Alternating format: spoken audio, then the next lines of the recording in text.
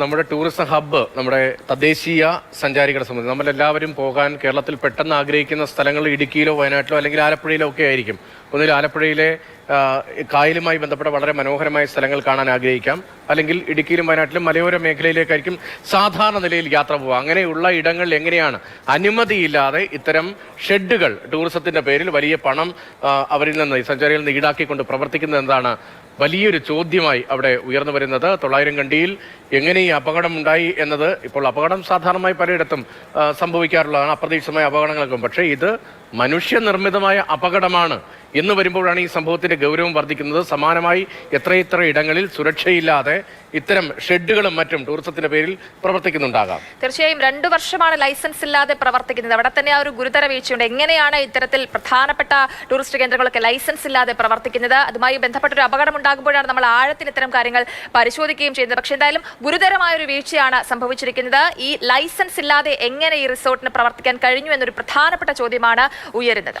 സംഷാദ് മരക്കാർ നമുക്ക് പോകുന്നുണ്ട്. ജില്ലാ പഞ്ചായത്ത് പ്രസിഡന്റാണ് അദ്ദേഹം. ഒപ്പം സംഷാദ്, താങ്കൾ ദുരന്ത നിവാരണ അതോറിറ്റിയുടെ ജില്ലയിലെ പ്രധാനപ്പെട്ട ചുമതലക്കാരനാണ് എന്നുമാണ് മനസ്സിലാക്കുന്നത്. നേരത്തെ കമൽ അവിടുത്തെ സാഹചര്യങ്ങളെ കുറിച്ച് റിപ്പോർട്ട് ചെയ്യുകയായിരുന്നു വിശദമായി തന്നെ. എങ്ങനെയാണ് ലൈസൻസ് ഇല്ലാതെ ഇത്തരം ഷെഡുകൾ ടൂറിസത്തിന്റെ പേരിൽ പ്രവർത്തിക്കുന്നത്? മാത്രമല്ല പ്രകൃതി ദുരന്തത്തിന്റെയൊക്കെ നടുക്കം നമ്മുടെ ഇടയിൽ നിന്ന് മാറിയിട്ടില്ല. നമ്മുടെ നാട്ടിലും ഇതൊക്കെ സംഭവിക്കുമോ എന്ന ചോദ്യത്തിന് കഴിഞ്ഞ കുറേ കാലമായി, കഴിഞ്ഞ ഒരു പതിറ്റാണ്ടിനിടയിൽ നിരവധി അപകടങ്ങൾ, പ്രകൃതി ദുരന്തങ്ങൾക്കൊക്കെ നമ്മൾ സാക്ഷ്യം വഹിച്ചതാണ്. അങ്ങനെയുള്ള ഒരു ഭൂപ്രദേശത്താണ് സുരക്ഷയില്ലാതെ ഇത്തരം റിസോർട്ടുകൾ പ്രവർത്തിക്കുന്നത്. എങ്ങനെയാണ് ഇവയ്ക്ക് പ്രവർത്തിക്കാൻ കഴിയുക? താങ്കൾ ചോദിച്ച ചോദ്യം വളരെ കറക്റ്റാണ്. ഇതെങ്ങനെയാണ് ഇത് പ്രവർത്തിക്കുന്നത് എന്നുള്ളതാണ്. ഈ അപകടം സംഭവിച്ച ഉടനെ തന്നെ മേപ്പാടി ഗ്രാമപഞ്ചായത്ത് അധികൃതരും ഉദ്യോഗസ്ഥരുമായി ബന്ധപ്പെട്ടു. അവരിൽ നിന്ന് കിട്ടിയ വിവരവും താങ്കൾ നേരത്തെ പറഞ്ഞതുപോലെ 2 വർഷമായി ലൈസൻസ് ഇല്ലാതെ പ്രവർത്തിക്കുന്ന ഒരു സ്ഥാപനമാണ്. വയനാട്ടിൻ്റെ ഒരു സാഹചര്യത്തിൽ ഒരുപാട് റിസോർട്ടുകൾ വളരെ നല്ല രീതിയിൽ, അതായത് പെർമിറ്റോടുകൂടി ലൈസൻസോടുകൂടി എല്ലാ ക്രമീകരണങ്ങളിലും പ്രവർത്തിക്കുന്നതാണ് ഭൂരിപക്ഷവും. പക്ഷേ നിലവിൽ വയനാട്ടിൻ്റെ ഒരു സാഹചര്യത്തിൽ ഒരുപാട് റിസോർട്ടുകൾ, ഹോം സ്റ്റേകൾ, സർവീസ് വില്ലകളൊക്കെ പ്രവർത്തിക്കുന്നുണ്ട്. ഈ പ്രവർത്തിക്കുന്നതൊന്നും അതത് തദ്ദേശ സ്വയംഭരണ സ്ഥാപനത്തിൽ നിന്ന് പോലും ഒരു ലൈസൻസ് നേടാതെ അവരൊരു ഓൺലൈൻ പ്ലാറ്റ്ഫോം വഴി ഗസ്റ്റുകളെ ക്ഷണിക്കുകയും ആളുകൾ ഓൺലൈൻ വഴി ബുക്ക് ചെയ്യുകയും അവർ നേരെ വന്ന് ഈ സ്ഥാപനങ്ങളിൽ പ്രവർത്തിക്കുകയും അവർ ഉപയോഗിക്കുന്നു, മടങ്ങിപ്പോകുന്നു എന്നുള്ള സാഹചര്യമുണ്ട്. പഞ്ചായത്തുകളെ സംബന്ധിച്ചിടത്തോളം കുറച്ചു മുമ്പ് ഇതേ മേപ്പാടി പഞ്ചായത്തിൽ എളിമ്പലേരി എന്ന് പറയുന്ന സ്ഥലത്ത് ടെൻറ്റിൽ താമസിച്ചിരുന്ന ഒരു ലേഡി ആന ചവിട്ടിക്കൊല്ലുന്നതുമായി ബന്ധപ്പെട്ടാണ് ആദ്യത്തെ ഒരു അപകടം നമ്മുടെ ശ്രദ്ധയിൽ വരുന്നത്. അന്ന് മേപ്പാടി ഗ്രാമപഞ്ചായത്തിലെ മുഴുവൻ റിസോർട്ടുകളുടെയും ഹോം സ്റ്റേകളുടെയും ലൈസൻസ് ക്യാൻസൽ ചെയ്ത് അവർ വീണ്ടും പഞ്ചായത്തിനെ സമീപിച്ച് അതിനുശേഷം കൃത്യമായ മാർഗനിർദ്ദേശപ്രകാരം പ്രവർത്തിക്കുന്ന സ്ഥാപനങ്ങൾക്ക് മാത്രം ലൈസൻസ് നൽകിയാൽ മതി എന്നാണ് തീരുമാനിച്ചത്. അന്ന് ഞാൻ ജില്ലാ ദുരന്ത നിവാരണ അതോറിറ്റിയുടെ കോ ചെയർമാനും ചെയർമാൻ അദീല അബ്ദുള്ളയുമായിരുന്നു. അന്ന് അങ്ങനെ ഞങ്ങളൊരു തീരുമാനമെടുക്കുകയും അത് നടപ്പിലാക്കുകയും ലൈസൻസ് ആവശ്യമുള്ള ആളുകൾ കൃത്യമായ രീതിയിൽ ലൈസൻസിന് അപേക്ഷ സമർപ്പിക്കുകയും തുടർന്ന് പ്രവർത്തിക്കുകയും ചെയ്തു. പക്ഷെ അതിനുശേഷം വീണ്ടും ഇതേ രീതിയിൽ അനധികൃതമായ ഒരുപാട് പ്രവർത്തനങ്ങളുണ്ട്. ഈ കഴിഞ്ഞ ഒരാഴ്ച മുമ്പ് നടന്ന ജില്ലാ ദുരന്ത നിവാരണ അതോറിറ്റി യോഗത്തിൽ ഈ കാര്യം ഞാൻ തന്നെ ഉന്നയിച്ചതാണ്. കാരണം ഒരു റൂമിനോ അല്ലെങ്കിൽ 2 റൂമിനോ ആണ് നമ്മൾ പഞ്ചായത്തിൽ നിന്നും പെർമിറ്റ് എടുക്കുന്നത് പലരും. പക്ഷേ പിന്നീട് പെർമിറ്റ് കിട്ടി, കെട്ടിട നമ്പർ കിട്ടിയതിന് ശേഷം, പണി പൂർത്തിയാക്കിയതിന് ശേഷം ഈ 2 റൂമുള്ള റിസോർട്ട് ചിലപ്പോൾ 10 റൂമും 20 റൂമും ഉള്ള റിസോർട്ടുകളായി മാറും. അപ്പോൾ അവിടെ ഒരു അപകടം സംഭവിച്ചു കഴിഞ്ഞാൽ നമ്മളുടെ പഞ്ചായത്തിൻ്റെ കീഴിലുള്ള പ്ലാൻ എടുത്ത് അവിടെ ഒരു രക്ഷാപ്രവർത്തനത്തിന് നമ്മൾ ശ്രമിച്ചാൽ നമ്മളുടെ കയ്യിലുള്ള പ്ലാനിൽ കേവലം 2 റൂമുള്ള കെട്ടിടം മാത്രമേ ഉണ്ടാവുള്ളൂ. പക്ഷേ യഥാർത്ഥത്തിൽ അവിടെ 10ഓ 20ഓ കെട്ടിടങ്ങൾ ഉണ്ടാവാം. അതൊരു വലിയ അപകടകരമായ സാഹചര്യമാണ്. കഴിഞ്ഞ മീറ്റിങ്ങിൽ ഞാനത് വളരെ സ്പെസിഫിക്കായി പറയുന്നത് വെച്ചാൽ 3 ദിവസം മുമ്പാണ് ഇത് ചർച്ച ചെയ്തത്. അന്ന് ജില്ലാ കലക്ടറോട് തന്നെ എല്ലാ പഞ്ചായത്തുകളോടും അവരുടെ പഞ്ചായത്തിന് കീഴിലുള്ള ഇതുപോലെയുള്ള റിസോർട്ടുകൾ ലൈസൻസ് ഉള്ളത് തന്നെ അവിടെ ആദ്യം പോയി പരിശോധന നടത്തി അവർ നമുക്ക് തന്ന പെർമിറ്റിലും നമ്മൾ കൊടുത്ത കെട്ടിട നമ്പറിൽ കൂടുതൽ നിർമ്മിച്ചിട്ടുണ്ടെങ്കിൽ അതിന് നിയമപരമായി നമുക്കത് കെട്ടിട നമ്പർ അനുവദിക്കാവുന്നതാണെങ്കിൽ അനുവദിക്കുകയും ടാക്സ് ഉപയോഗിക്കുകയും, പക്ഷെ അവരുടെ പ്ലാൻ നമ്മളെ കയ്യിൽ ഉണ്ടാവണം. കാരണം എന്തെങ്കിലും അപകടം സംഭവിച്ചാൽ ഇങ്ങനെ ഇത്തരത്തിൽ ഒരു അപകടം ഉണ്ടാകുമ്പോൾ പരിശോധനയ്ക്ക് ചെല്ലുമ്പോൾ നേരത്തെ ഇവർ സമർപ്പിച്ചതുമായി ബന്ധമില്ലാത്ത തരത്തിലുള്ള കാഴ്ചകളാണ് കാണാൻ സാധിക്കുക. അപ്പോൾ അതിനെ എങ്ങനെ തടയിടാനായിട്ട് സാധിക്കും? പഞ്ചായത്തിന്റെ ഭാഗത്ത് നിന്ന് എന്ത് ചെയ്യാൻ സാധിക്കും? കാരണം അപകടങ്ങൾ ഇങ്ങനെ തുടർക്കഥയാകുമ്പോൾ, മരണങ്ങൾ സംഭവിക്കുമ്പോൾ ഇവർ ഒരു പക്ഷത്ത് നിന്ന് ഇത്തരം കാര്യങ്ങളൊക്കെ പറയുന്നു, ചെയ്യുന്നു. പക്ഷെ ഇതിനെവിടെയാണ് തടയിടാൻ സാധിക്കുക? ഈ പരിശോധനകളിൽ എവിടെയാണ് പാളിച്ച സംഭവിക്കുന്നത്? ഈ പരിശോധന എന്ന് പറയുന്നത് നമ്മളുടെ പഞ്ചായത്തിൽ കെട്ടിട നികുതി അടയ്ക്കുന്ന കെട്ടിടങ്ങളിൽ നിന്നെല്ലാം ഇവർ കൃത്യമാണ് ഇതിനകത്തുള്ളത്. ഈ റിസോർട്ടുകൾക്ക് അല്ലെങ്കിൽ അനധികൃതമായി നിർമ്മിച്ച ആളുകളൊക്കെ അവർക്ക് എത്രയാണോ ടാക്സ് അടയ്ക്കേണ്ടത് അവർ മാർച്ച് 31 മുമ്പ് തന്നെ വന്ന ടാക്സ് അടച്ച് ക്ലിയർ ചെയ്യും. സ്വാഭാവികമായി അവിടെ ചിലപ്പോൾ ഒരു പരിശോധനയ്ക്ക് പഞ്ചായത്തുകളിൽ നിന്ന് പോയിട്ടുണ്ടാവില്ല. വയനാട്ടിൽ 2200ഓളം റിസോർട്ടുകളും ഹോം സ്റ്റേകളും സർവീസ് വില്ലകളും ഉള്ളൊരു ജില്ലയാണ്. അതിൽ തന്നെ ചില പഞ്ചായത്തുകൾ ഇപ്പോൾ മേപ്പാടി, വൈത്തിരി, തിരുനെല്ലി, നൂൽപ്പുഴ പോലെയുള്ള പഞ്ചായത്തുകളാണ് ഇതിന് ബഹുഭൂരിപക്ഷം ഉണ്ടാവുക. അവിടെയൊക്കെ എല്ലാ സ്ഥലവും പരിശോധിക്കുക എന്ന് പറയുന്നത് അത്ര പ്രായോഗികമാണെന്ന് ഞാൻ വിചാരിക്കുന്നില്ല. പക്ഷേ എന്നാലും പല സ്ഥലത്തും പരിശോധന നടക്കുകയും ആ പരിശോധനയ്ക്ക് ശേഷം ഇതിനെ റെഗുലറൈസ് ചെയ്യുകയും ചെയ്തിട്ടുണ്ട്. പക്ഷേ ഇവിടെ ഉള്ളൊരു പ്രശ്നം ഇപ്പോൾ ഈ ടെൻറ്റ് എന്ന് പറയുന്നത് ഒരനുമതിയില്ല. കാരണം ടെൻറ്റിങ്ങിന് ജില്ലയിൽ അനുമതി കൊടുക്കാൻ പഞ്ചായത്തിന് കഴിയില്ല. പഞ്ചായത്ത് കെട്ടിടത്തിന് ആ നമ്പർ കൊടുക്കുക എന്നുള്ളതാണ്.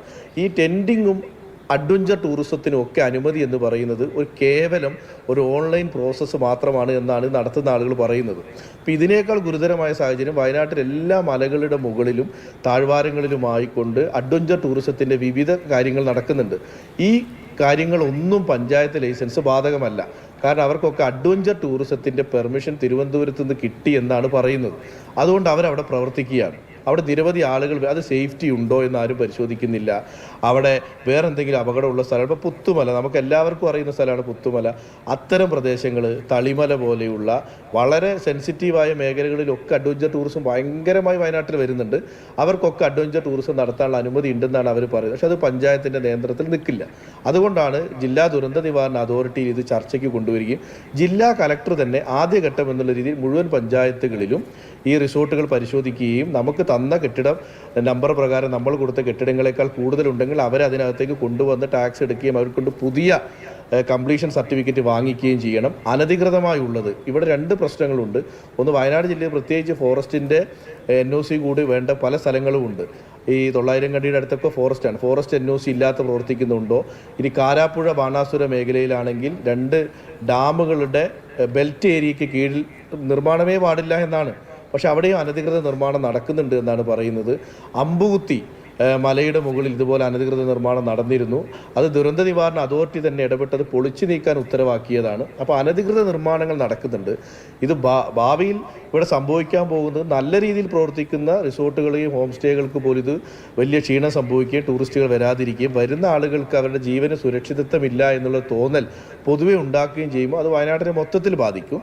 അനധികൃതമായി നടക്കുന്ന ഈ ടെന്റുകൾ പലയിടത്തും വലിയ ട്രെൻഡായി മാറുന്നു. വയനാട്ടിൽ പലയിടത്ത് പോയാലും ടെന്റുകൾ നമുക്ക് കാണാം. ഇപ്പോൾ ആന ചവിട്ടി ഒരു വിനോദസഞ്ചാരി മരിച്ച കാര്യം താങ്കൾ നേരത്തെ ഓർത്തെടുത്ത് പറയുന്നുമുണ്ടായിരുന്നു. അത്തരത്തിൽ സുരക്ഷയില്ലാതെ മലയോര മേഖലയിൽ വനപാതകൾക്ക് സമീപത്തുമൊക്കെ ഇപ്പോൾ വന്യമൃഗങ്ങളുടെ വലിയ സാന്നിധ്യമുള്ള സ്ഥലത്തുമൊക്കെ ടെന്റ് ടൂറിസമൊക്കെ വളരെ സജീവമായി ഇപ്പോഴുണ്ട്. അതേസമയം തന്നെ അതിൻ്റെ ഒരു മറുഭാഗം എന്നത് തദ്ദേശീയരായ ആളുകൾക്ക്, അവിടുത്തെ സാധാരണ ആളുകൾക്ക് ഹോം സ്റ്റേയുടെ പേരിലൊക്കെ ഒരു വരുമാനം കിട്ടുന്നെങ്കിൽ അത് കിട്ടുന്നത് നമ്മൾ ടൂറിസം വികസനത്തിൻ്റെ കൂടി ഭാഗമാണ്. അപ്പോൾ ഈ ഹോം സ്റ്റേകളെയും ഒക്കെ ഈ ടെന്റ് ടൂറിസം അടക്കം അവയൊക്കെ എങ്ങനെ നിയമവിധേയമായി നിയന്ത്രണത്തിനുള്ളിൽ കൊണ്ടുവരാൻ കഴിയും? അത്തരത്തിൽ വിപുലമായൊരു പ്ലാൻ വേണ്ടി വരില്ലേ വയനാട്ടിലൊക്കെ ഇതിനെ നിയന്ത്രിക്കണമെങ്കിൽ, അതിൻ്റെ സുരക്ഷാ ക്രമീകരണങ്ങൾ ഏർപ്പെടുത്തണമെങ്കിൽ അക്കാര്യങ്ങളിൽ വിശദമായ പരിശോധന വേണ്ടി വരില്ലേ? അതിനുവേണ്ടിയുള്ള സംവിധാനങ്ങളൊക്കെ നമുക്കുണ്ടോ? നമുക്കതിനകത്ത് പരിമിതികളുണ്ട്. പക്ഷേ വയനാടിൻ്റെ ഒരു സാഹചര്യത്തിൽ നമ്മൾ ജില്ലാ ടൗൺ പ്ലാനറുടെ ഓഫീസ് കേന്ദ്രീകരിച്ചുകൊണ്ട് വയനാട് ജില്ലയിലുള്ള മുഴുവൻ റിസോർട്ടുകളുടെയും ഒരു വിവരശേഖരണം നമ്മൾ നടത്തിയിട്ടുണ്ട്. അങ്ങനെയാണ് നമുക്ക് 2200ഓളം റിസോർട്ടുകൾ കണ്ടെത്താൻ കഴിഞ്ഞു. അതിൽ പലതിനും താങ്കൾ നേരത്തെ പറഞ്ഞതുപോലെ ലൈസൻസ് ഇല്ലാത്തതാണ്, അനുമതി ഇല്ലാതെ ടെൻഡിങ്ങും മറ്റു കാര്യങ്ങളും നടത്തുന്നതാണ്. പക്ഷെ ചിലത് വളരെ മികച്ച രീതിയിൽ നടത്തുന്ന റിസോർട്ടുകളും ഉണ്ട് എന്നുള്ളതാണ്. അത്തരം ആളുകളുടെ രേഖകൾ 23 പഞ്ചായത്തിൻ്റെയും 3 മുനിസിപ്പാലിറ്റിയുടേതുമായി വിഭജിച്ച് പഞ്ചായത്തുകൾക്ക് കൊടുക്കുകയും പഞ്ചായത്തുകളോട് ഈ സ്ഥലങ്ങൾ സന്ദർശിച്ച് അവരിൽ നിന്നുള്ള കെട്ടിട നിർമ്മാണ ചട്ടപ്രകാരം അവർ നിർമ്മിച്ച കെട്ടിടങ്ങളുടെ അളവും അതിൻ്റെ വ്യാപ്തിയും എടുത്ത് അതിനെ റെഗുലറൈസ് ചെയ്ത് ഇതിനെ ലീഗലാക്കണമെന്നൊരു നിർദ്ദേശം നൽകി. അത് കുറേ നമ്മൾ മുന്നോട്ട് പോയി. പിന്നെ അതിനിടയിൽ നമ്മളുടെ ഈ ദുരന്തവും മറ്റു കാര്യങ്ങളൊക്കെ വന്നുകൊണ്ട് അതൊന്ന് സെറ്റ് ബാക്ക് ആയിട്ടുണ്ട് എന്നുള്ള യാഥാർത്ഥ്യമാണ്. പക്ഷേ ഞങ്ങൾ അങ്ങനെ ഒരു ഇനീഷ്യേറ്റീവ് എടുത്ത് മുന്നോട്ട് പോയൊരു ജില്ലയാണ്. നല്ല രീതിയിൽ ഹോം സ്റ്റേ നടക്കുകയും സർവീസ് വില്ല നടത്തി ജീവിക്കുന്ന ഒരുപാട് വയനാട്ടുകാരുണ്ട്.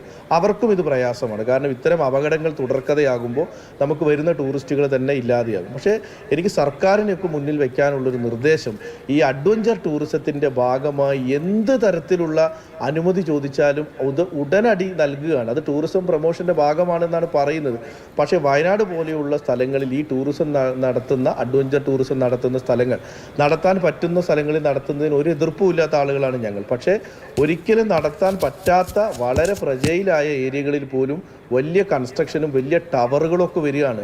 ഈ സിപ്പ് ലൈൻ സൈക്ലിംഗ് ഒക്കെ പോലെയുള്ള അതെല്ലാം ഒരു നിയന്ത്രണത്തിൽ കൊണ്ടുവന്ന് പറ്റാവുന്ന സ്ഥലങ്ങളിൽ ഇത് നല്ല രീതിയിൽ നടത്തുന്നതിന് എതിർപ്പില്ല. വയനാട്ടുകാർക്ക് ഇത് ആവശ്യവുമുള്ളതാണ്. പക്ഷെ ഇപ്പോൾ ടൂറിസത്തിൻ്റെ ഭാഗമായി നടക്കുന്നത് കഴിഞ്ഞ തവണ എലുമ്പലേരിയിൽ സംഭവിച്ചത് ആന കടന്നു പോകുന്ന വഴിയിലാണ് ടെൻറ്റ് രാത്രിയിൽ അവർ സ്ഥാപിച്ചത്.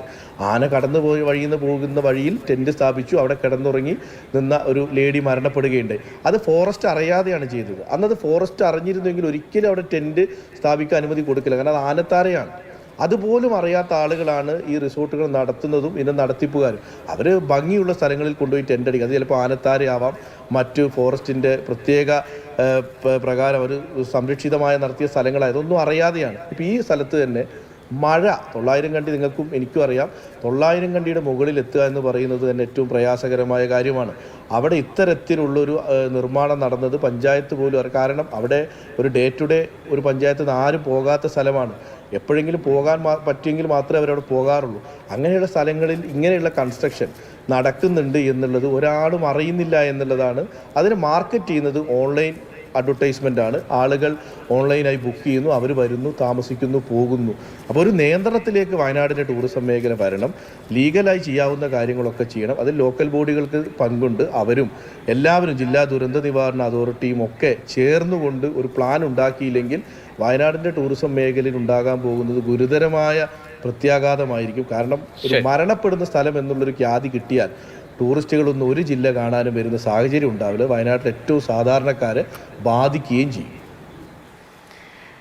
ശരി, നന്ദി ശ്രീ സംഷാദ് മരിക്കാർ പ്രതികരിച്ചതിന്. അദ്ദേഹം പറഞ്ഞു വെച്ചൊരു പ്രധാനപ്പെട്ട കാര്യമുണ്ട്. അതായത് ഇത്തരക്കാരുടെ പ്രവൃത്തി മൂലം വയനാടിന്റെ ടൂറിസം മേഖലയെ ഒന്നാകെ ഇത് ബാധിക്കുന്ന തരത്തിലേക്ക് കാര്യങ്ങൾ പോകും. മരണപ്പെടുന്ന ഒരു സ്ഥലം എന്നൊരു ഖ്യാതി വയനാടിന് ഉണ്ടാകും എന്ന തരത്തിലും അദ്ദേഹം പ്രതികരിക്കുന്നുണ്ട്. അത് വളരെ പ്രധാനപ്പെട്ട നമ്മുടെ ടൂറിസം വളർച്ചയ്ക്ക് അത്ര ഭൂഷണമായിരിക്കില്ല. അവിടെ തദ്ദേശീയ ആളുകൾക്ക് വലിയ തോതിൽ ടൂറിസത്തിൽ നിന്ന് വരുമാനമൊക്കെ ഇപ്പം വലിയ പ്രളയത്തിന്റെ സാഹചര്യം, അതിനുശേഷം കോവിഡ് സാഹചര്യം, മലയിടിച്ചിലിന്റെ മണ്ണിടിച്ചിലിന്റെ ഉരുൾപൊട്ടലിന്റെ സാഹചര്യം, അങ്ങനെ പലവിധ പ്രതിസന്ധികളെയും മറികടന്നാണ് വയനാട്ടിൽ ടൂറിസം വീണ്ടും ഒരു ചെറിയ തോതിൽ ബൂം ചെയ്ത് വരുന്നത്. അതിനിടയിലാണ് ഇത്തരം അപകടമുണ്ടാകുന്നത്. അഡ്വഞ്ചർ ടൂറിസം എന്ന പേരിൽ എന്തിനും ഏതിനും പെട്ടെന്ന് വേണ്ട പരിശോധനയില്ലാതെ അനുമതി നൽകുന്നത് അത് പഞ്ചായത്തിന്റെയും തദ്ദേശ സ്ഥാപനങ്ങളുടെയും പരിധിയിൽ വരുന്നില്ല. അക്കാര്യം സർക്കാർ പ്രത്യേകമായി ശ്രദ്ധിക്കണമെന്നാണ് ജില്ലാ പഞ്ചായത്ത് അധ്യക്ഷനാണ് അദ്ദേഹം ദുരന്ത നിവാരണ അതോറിറ്റിയുടെ പ്രധാനപ്പെട്ട ചുമതലക്കാരാണ്. അദ്ദേഹം തന്നെ അവിടുത്തെ സാഹചര്യത്തിന്റെ ഗൗരവത്തെക്കുറിച്ച് വിശദീകരിച്ചത്.